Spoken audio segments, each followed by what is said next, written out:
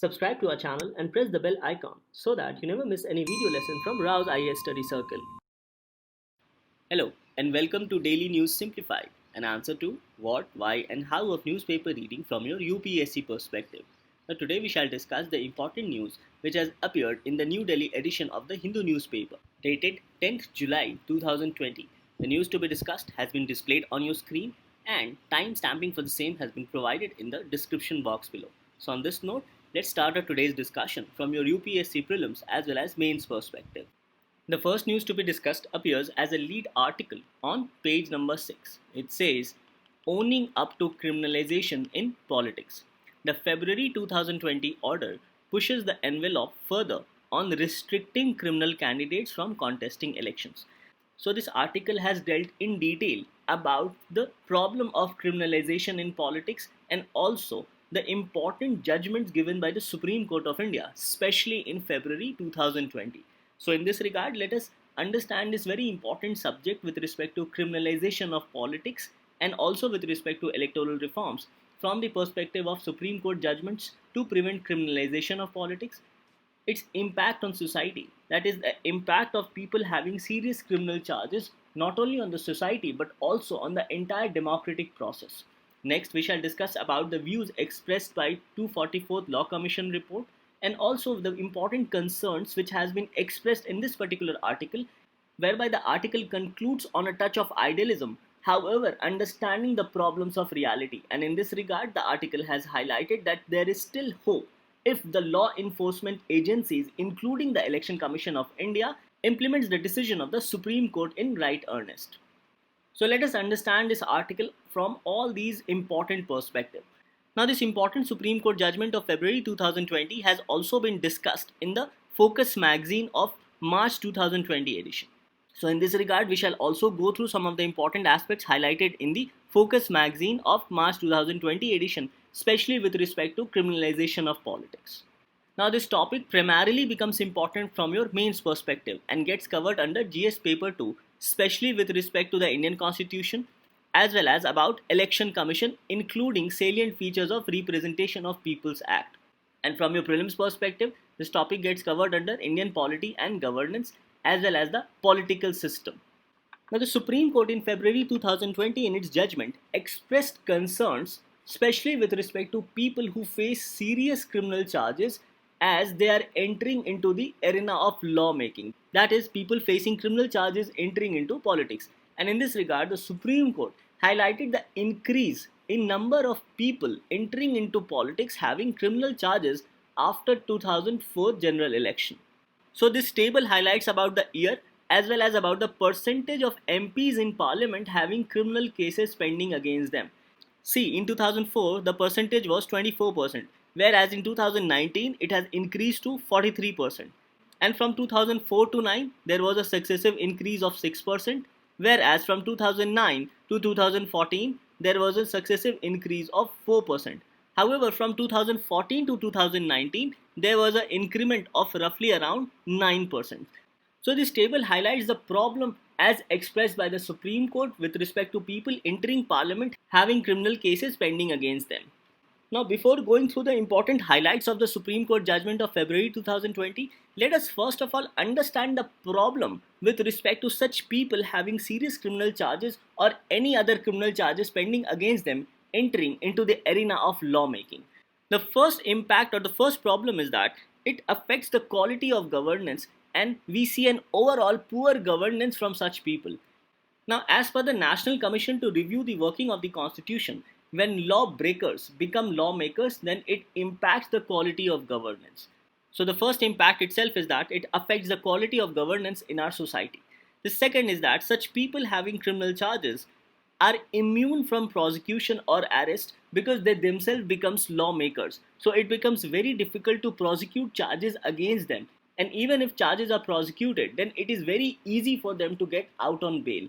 And because of this, even officers hesitate either to press charges against such parliamentarians or members of state legislative assembly or state legislative council, or they hesitate to act upon the illegal activities committed or done by such members of parliament or state legislatures.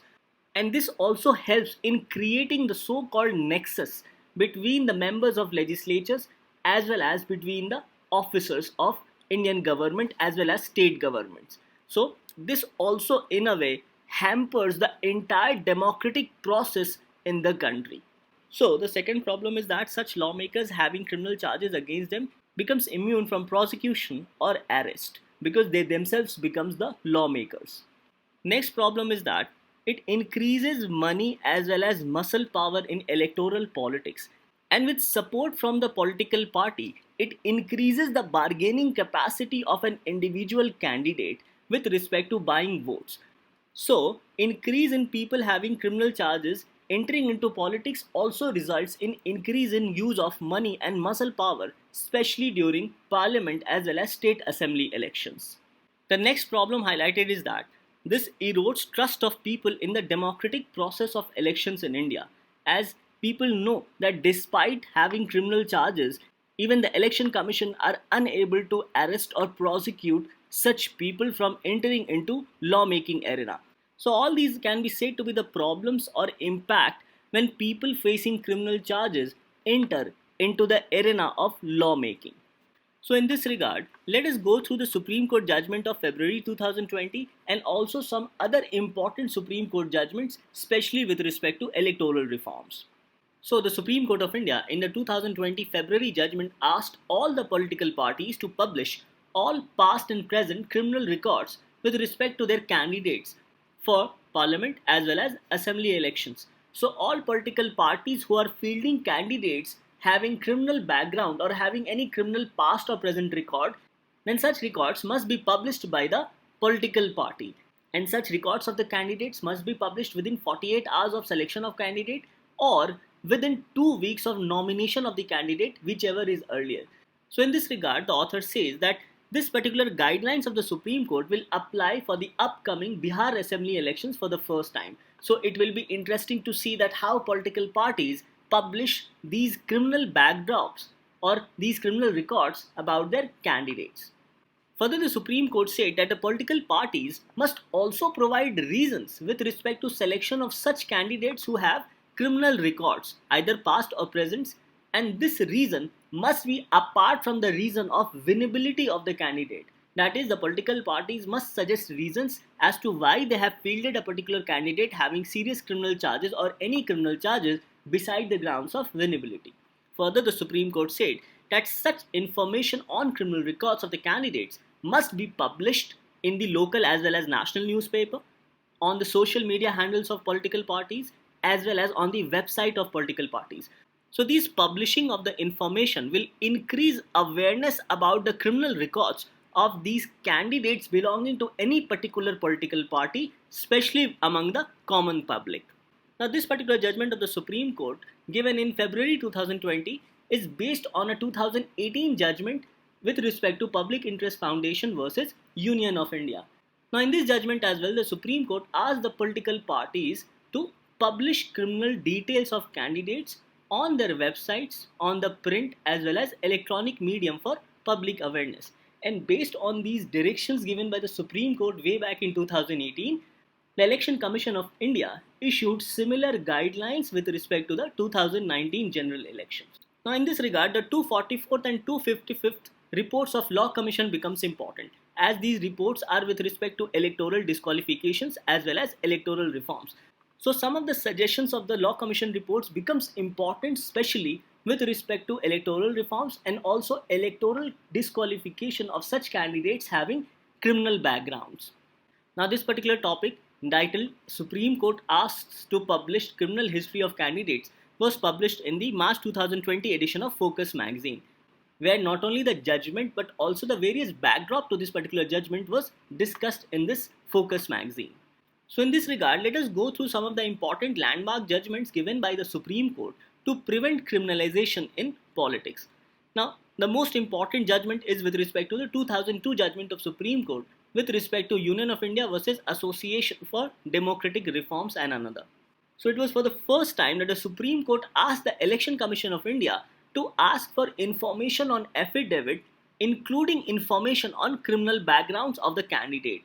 Now this information with respect to criminal background included previous conviction acquittal or discharge with respect to any charges along with fine, declaration of assets of the candidate along with declaration of assets of the spouse, along with number of dependents. Also, the candidates were supposed to disclose liabilities including debts owed to any financial institution, as well as the educational qualification of the candidate.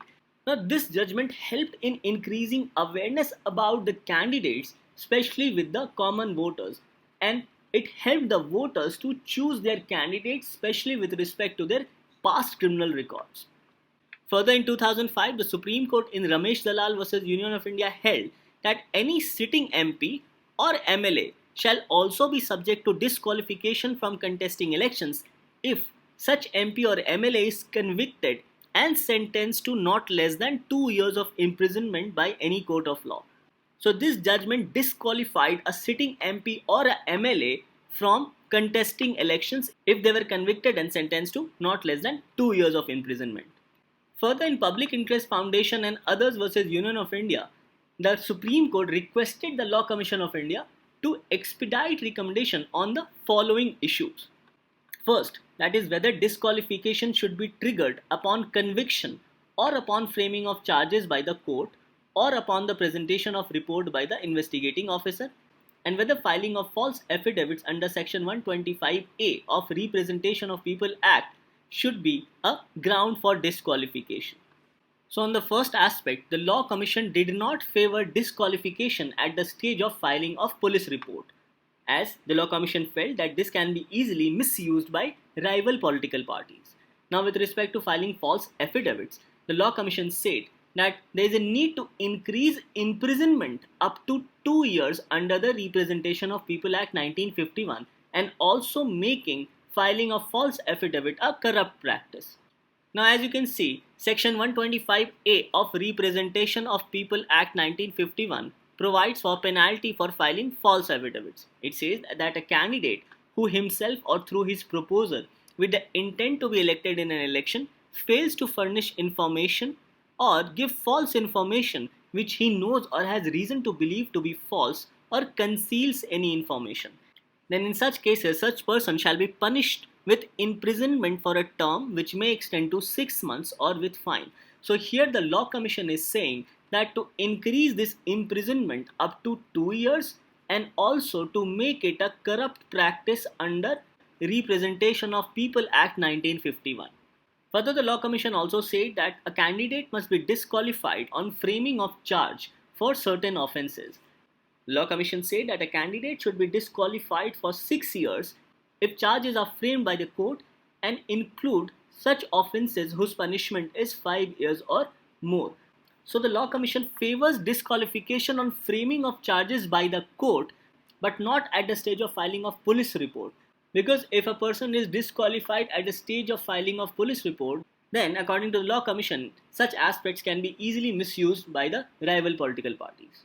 So with respect to electoral disqualification and also with respect to implementation of the February 2020 Supreme Court judgment in the upcoming Bihar Assembly election, the article highlights that despite such a strong judgment by the Supreme Court, it is yet not certain as to what will happen if the orders of Supreme Court is not followed by either candidates or political parties, if the Election Commission and other law enforcement agencies does not punish the guilty according to law, if any top leader across party line is held guilty for violating any law, and if false information is provided by the candidates in their affidavits, especially with respect to criminal records, then in such situations the question remains that what should be the duty as well as responsibility of the Law Commission.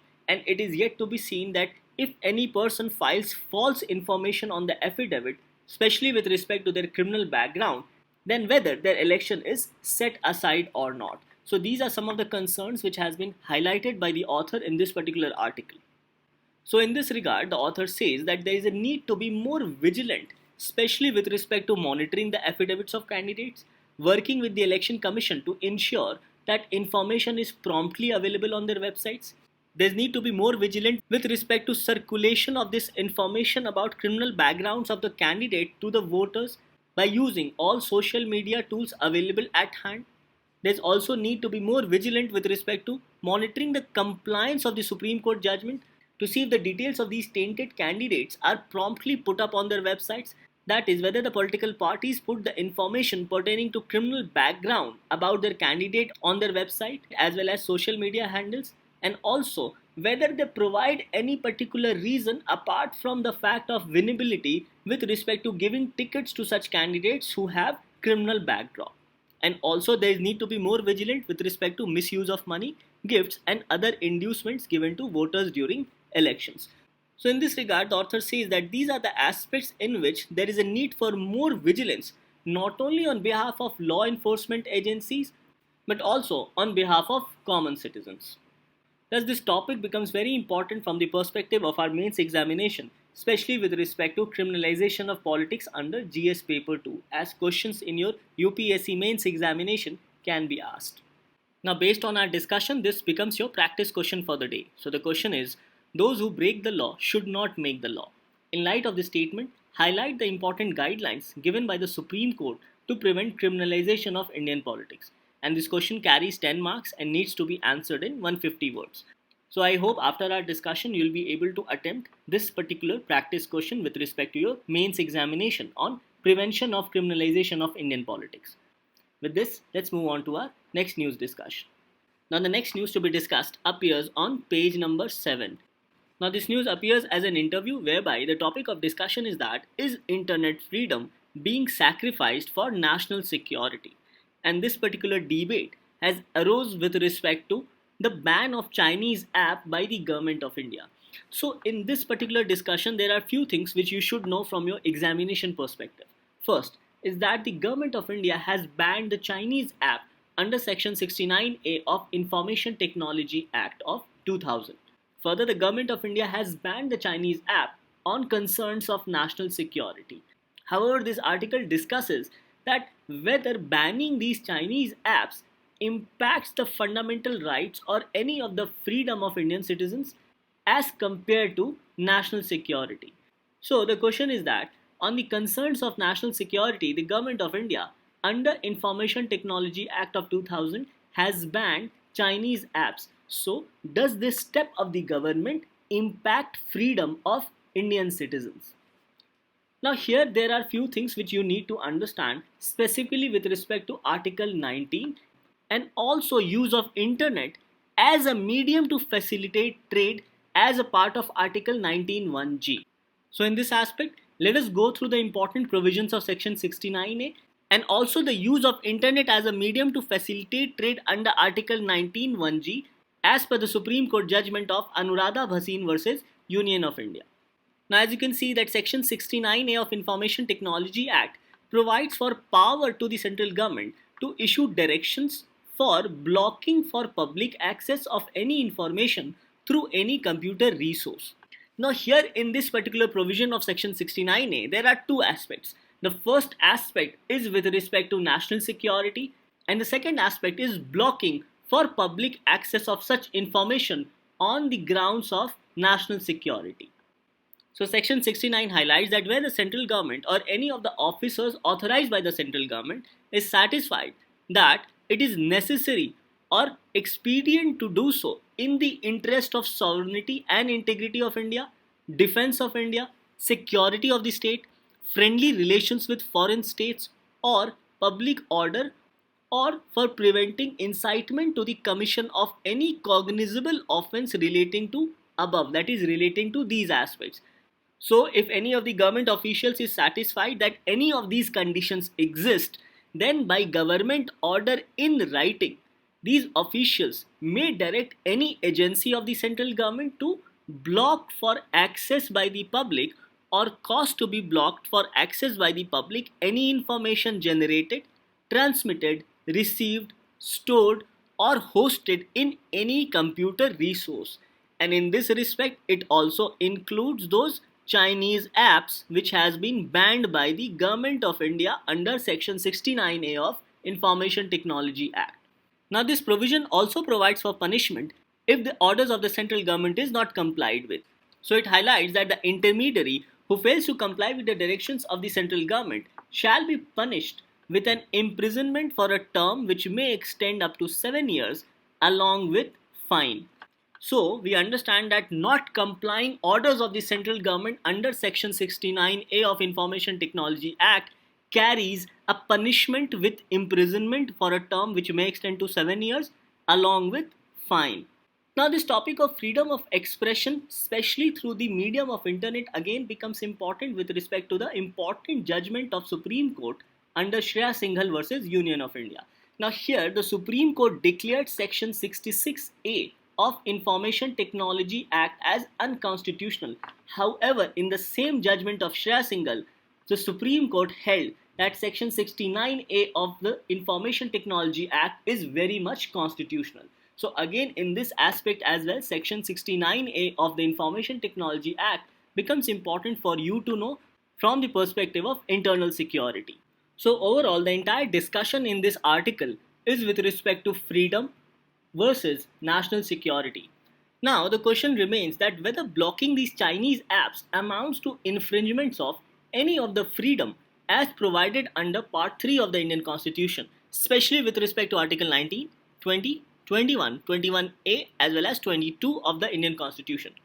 Now mostly this article discusses with respect to freedom of trade as provided under Article 19(1)(g).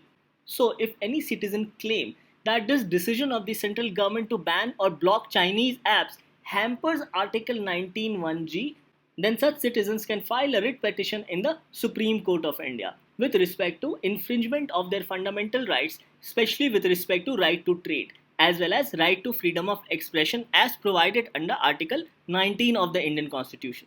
Now with respect to Article 19(1)(g), the Supreme Court gave a very important decision in Anuradha Bhasin versus Union of India. The Supreme Court held that fundamental right to freedom of speech and expression as well as the right to carry on trade and business using internet as a medium are constitutionally protected under Article 19(1)(a) as well as under Article 19(1)(g).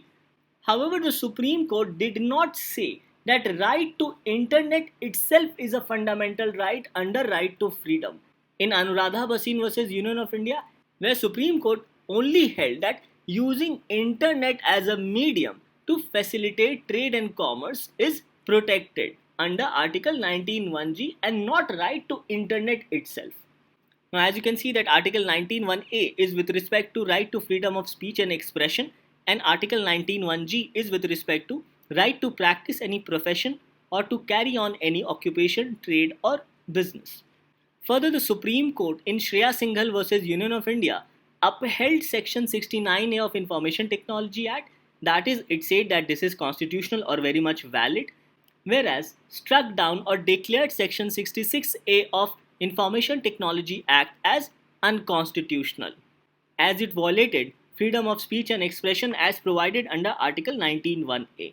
So these are some of the important aspects which you must know from this particular interview appearing on page number 7. Now from your prelims perspective, this topic gets covered under Indian polity and governance, specifically with respect to rights issues, and in your mains gets covered under GS paper 3 as well as GS paper 2. Under GS paper 3, it gets covered under challenges to internal security through communication networks as well as role of media and social networking sites in internal security challenges. So in this regard, banning of Chinese apps by Government of India under Section 69A of Information Technology Act 2000 becomes very important. With this, let's move on to our next news discussion. The next news to be discussed appears as an archive on page number 7. It says that Privy Purse, Prime Minister's fresh move. So from this archives appearing on page number 7, you need to know about Privy Purse and also with respect to their abolition, which was done through Constitution 26th Amendment Act. Now prior to Constitution 26th Amendment Act, there were two articles of the Indian Constitution, namely Article 291 and 362, which provided for Privy Purse. Now Privy Purse can be said to be a sort of a payment provided to former Indian rulers. So the concept of Privy Purse provided these ruling class a special status, and this special status was accorded to the former Indian rulers, who was also referred as members of princely states. Now the Constitution 26th Amendment was brought by the then Prime Minister of India, Mrs. Indira Gandhi, and accordingly Article 291 and 362 were omitted from the Constitution, and a new article, namely Article 363A, was added in the Constitution. Now, the Article 363A pertained to two different aspects. First, it seized recognition granted to these rulers of Indian states, and second, it abolished privy purse in India. So, these are some of the important aspects from your prelims perspective which you must know about privy purse. Now, this topic of privy purse has been discussed already in detail on 8th January 2020. So, in this regard, let us again revise this entire concept of privy purse as well as the circumstances which led to the abolition of privy purse through 26th Constitution Amendment Act. So, in this regard, let us revise from the DNS of 8th January 2020 the various situations surrounding the abolition of privy purse. So, the question is first of all that what is privy purse? Now, in India, a privy purse was a payment made to the former princely states or the royal family as a part of arrangement for them to integrate within Indian territories.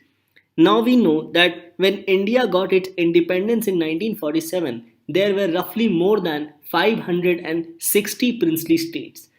So, in order to make these princely states join Indian territory, Privy Purse was sort of a settled offer whereby payment shall be made to these rulers by the government of India.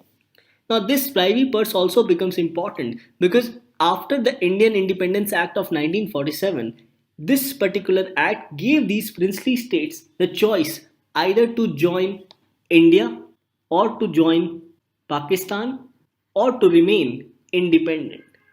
So basically, Privy Purse was sort of a consideration for these princely states to sign the Treaty of Accession with India. So, on signing the instrument of accession, the government of India granted these princely states a privy purse, which was a specified sum of money that was payable annually to the rulers of such states. However, the privy purse was abolished through Constitution 26th Amendment Act of 1971, and this was done by Mrs. Indira Gandhi when she was the Prime Minister of India. Now, this becomes an important aspect from your prelims point of view, as in 2019, a question was asked with respect to 9th schedule and who was the Prime Minister of India. So, in this backdrop, you must know that the Constitution 26th Amendment to abolish privy purse was initiated during the tenure of Mrs. Indira Gandhi as Prime Minister. Further, the payments of privy purse were made to these former rulers under the constitutional provisions of Article 291 and 362 of the Indian Constitution. However, this practice of privy purse was often questioned as a relic of the colonial past. Now, this concept of privy purse basically conferred a special status to the ruling class, and thereby it went against the concept of equality as well as an egalitarian society as prescribed in the Indian Constitution. Further, privy purse was also seen as an added economic pressure on a newly born independent country which was ridden with poverty, hunger, and security challenges. So, in all these backdrop, this concept of privy purse was abolished as a socialist and egalitarian measure through Constitution 26th Amendment Act 1971. So, in its statement of objects and reasons, the Constitution 26th Amendment Act 1971 states that the concept of rulership with privy purses and special privileges unrelated to any current functions and social purposes is incompatible with an egalitarian social order.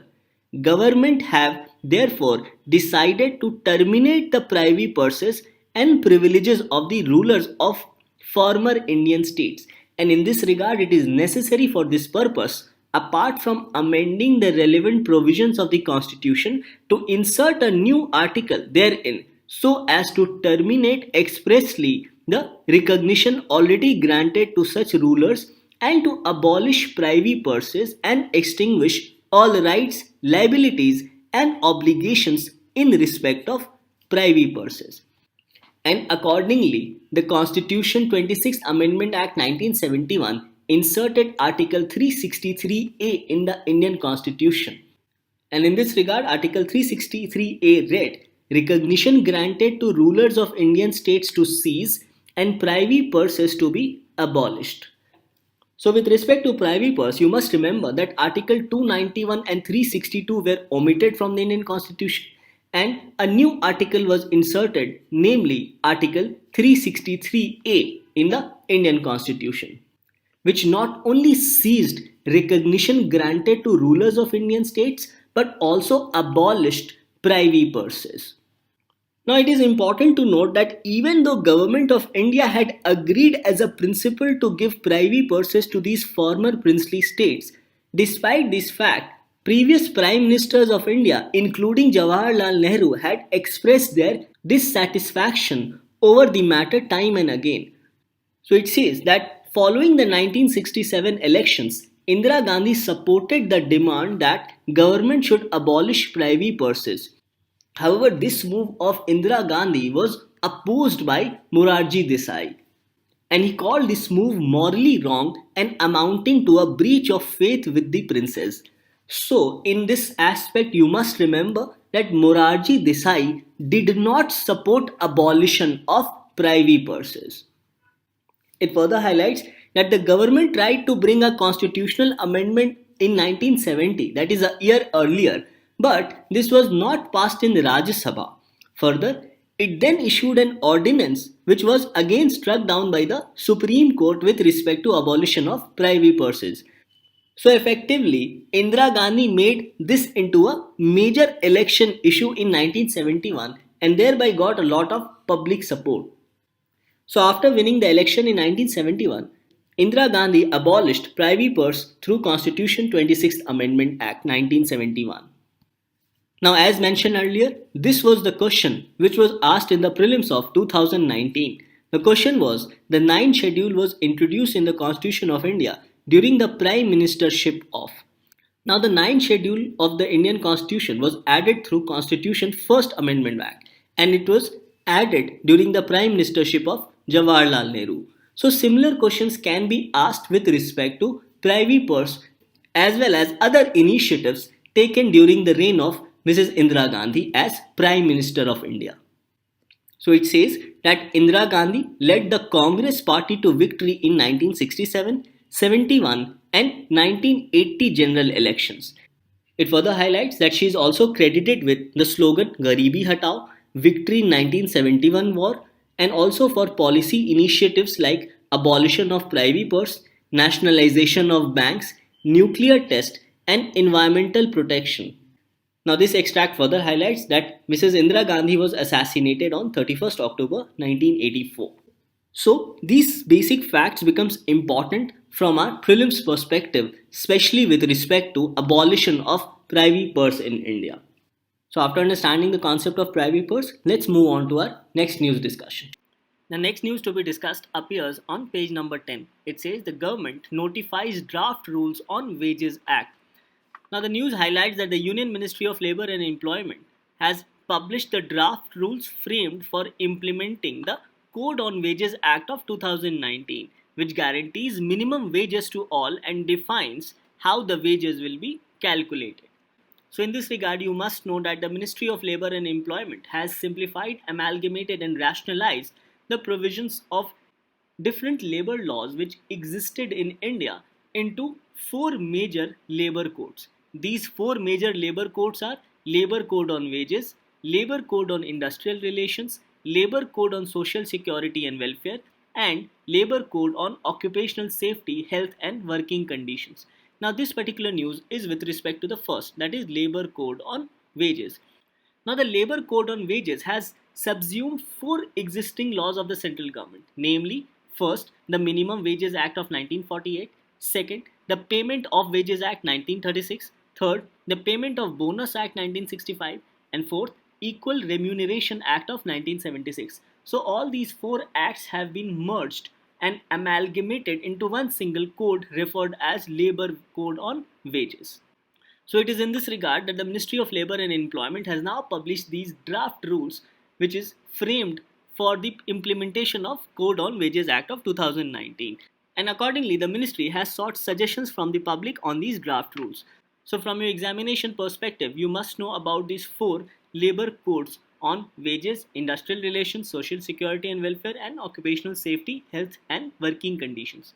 Now, these different labor laws have been amalgamated into labor codes as per the recommendations of Second National Commission on Labor, and accordingly, the Ministry of Labour and Employment has taken this step to codify existing central labour laws into four labour codes. And the process is mainly to simplify, amalgamate, and rationalize the existing labour laws in India. So the question is that what is the need for code on wages? Now earlier, center and state governments were required to bring different forms of employments under the Act, and it covered around 1900 scheduled employments. Further, these employments included workers both from the organized sector and certain categories of workers in the unorganized sector. So earlier, the entire unorganized sector was not covered into various labor laws. Further, the Minimum Wages Act of 1948 fixed wages upon the subsistence level or upon the poverty lines. And also, the minimum wages also varied within states and across states. So because of these provisions, the Minimum Wages Act of 1948, which provided for a minimum wage, did not cover one-third of India's workforce. Further, it also did not explicitly include vast majority of workers in the unorganized sector. And accordingly, there were different low level of minimum wages based on subsistence level as well as poverty lines. So all these provisions also led to variation across employments.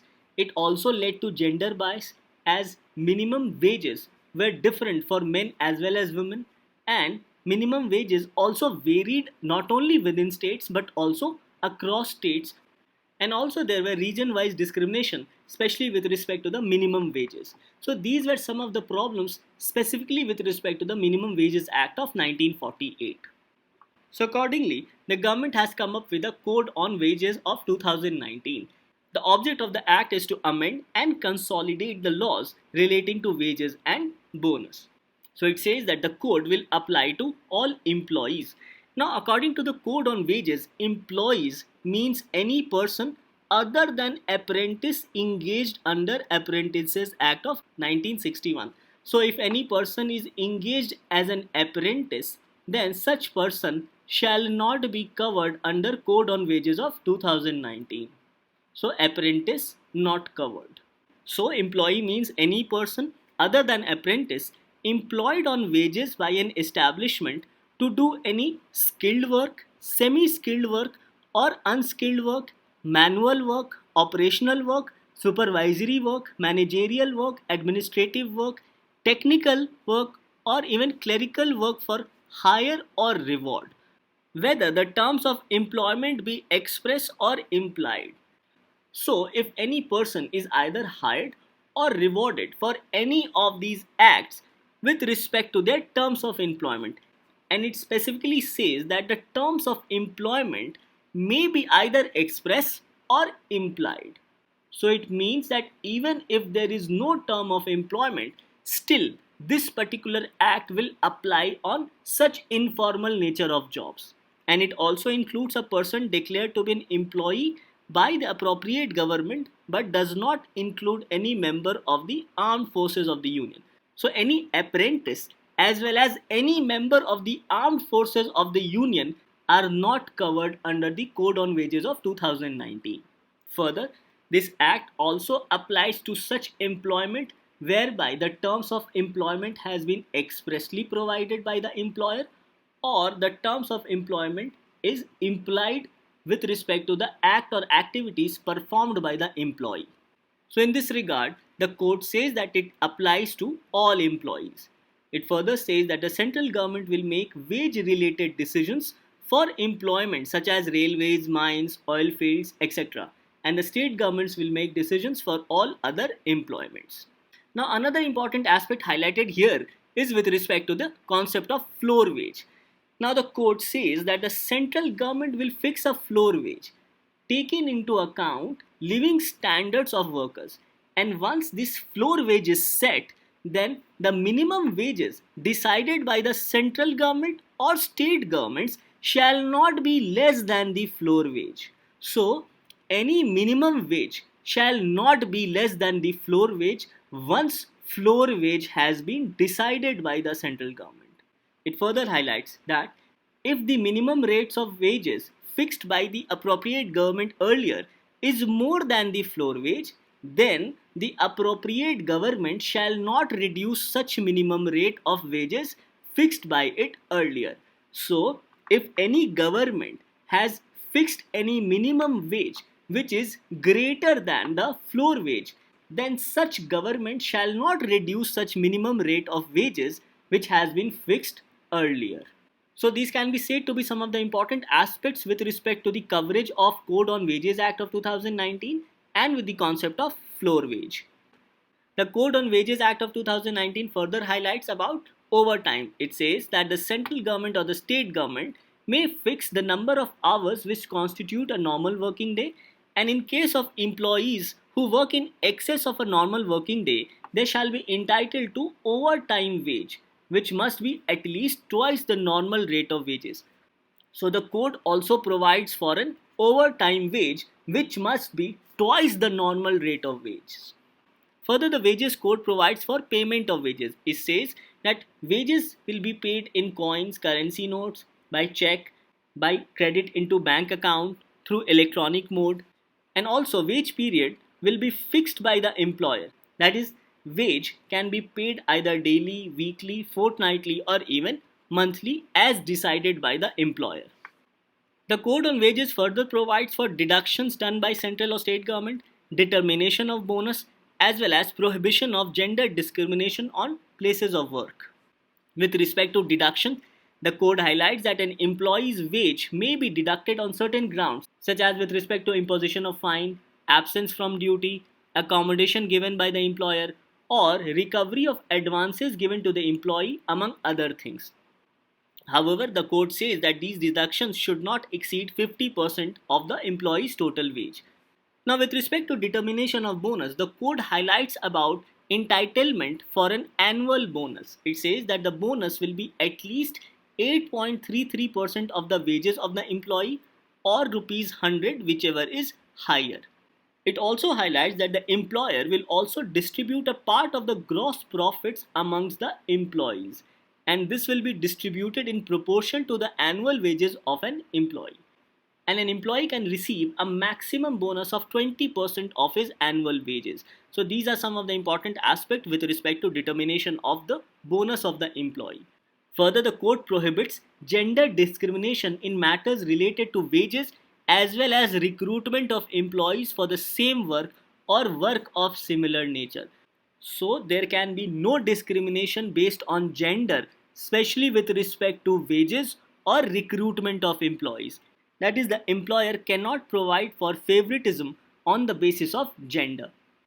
So the point which emerges from the discussion is that how will this code on wages benefit the employees? Hereby it highlights about three important aspects. First is with respect to expansion in coverage of employees. Second is with respect to introduction of national minimum wage. And third is with respect to easier compliance of law.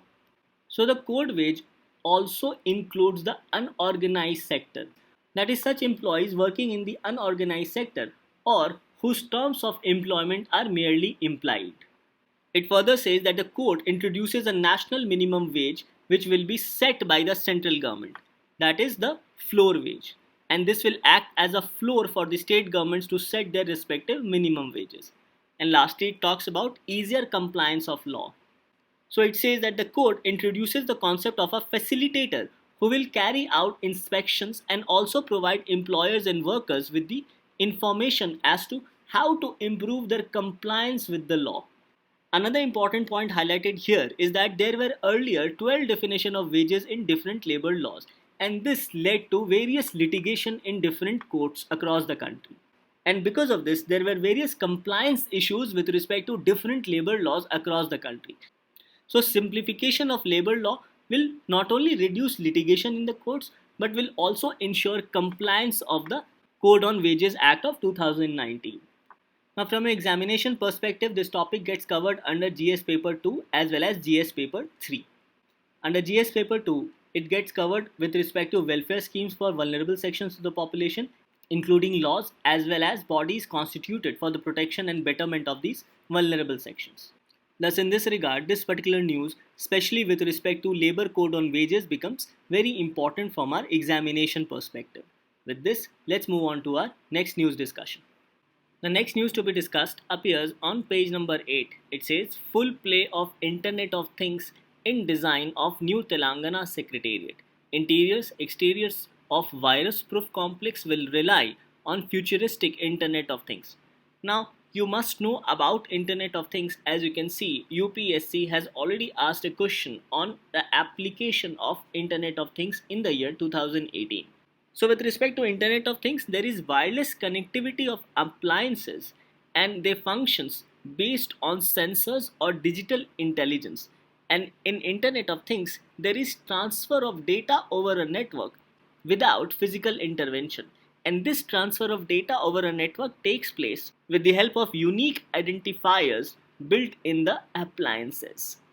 Further, Internet of Things also includes machine learning. Now, the question asked by UPSC was that when the alarm of your smartphone rings in the morning, you wake up and tap it to stop the alarm, which causes your geyser to be switched on automatically. The smart mirror in your bathroom shows the day's weather and also indicates the level of water in your overhead tank. And after you take some groceries from your refrigerator for making breakfast, it recognizes the shortage of stock in it and places an order for the supply of fresh grocery items. So when you step out of your house and lock the door, all lights, fans, geysers and AC machines get switched off automatically. On your way to office, your car warns you about traffic congestion ahead and suggests an alternative route, and if you are late for meeting, it sends a message to your office accordingly. So in the context of emerging communication technologies, which one of the following terms best applies to the above scenario? So we see a very elaborate question asked about UPSC on the application of Internet of Things. So here the correct answer was B, that is Internet of Things. So it is in this respect that the Telangana Secretariat has applied Internet of Things in its design, and it includes thermal sensors, voice controlled lighting, as well as antibacterial and antiviral building materials.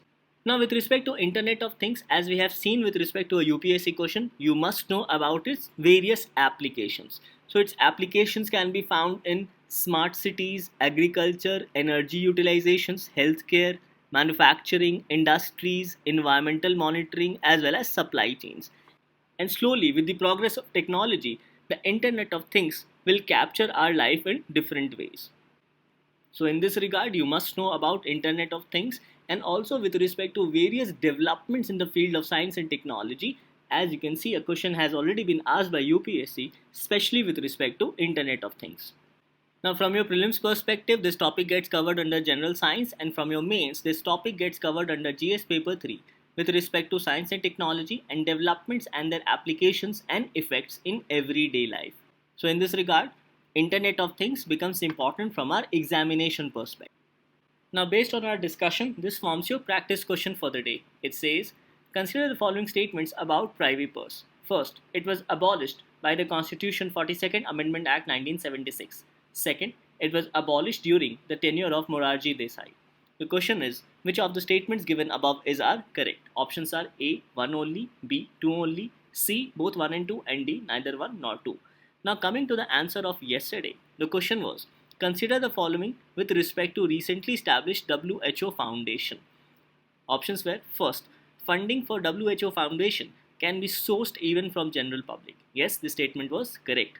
Second, WHO Foundation is legally independent from WHO. Yes, this is also correct. So the question was, which of the statements given above are correct? So here the correct answer was C, that is both 1 and 2. With this, we come to an end to discussion of today's newspaper. Thank you.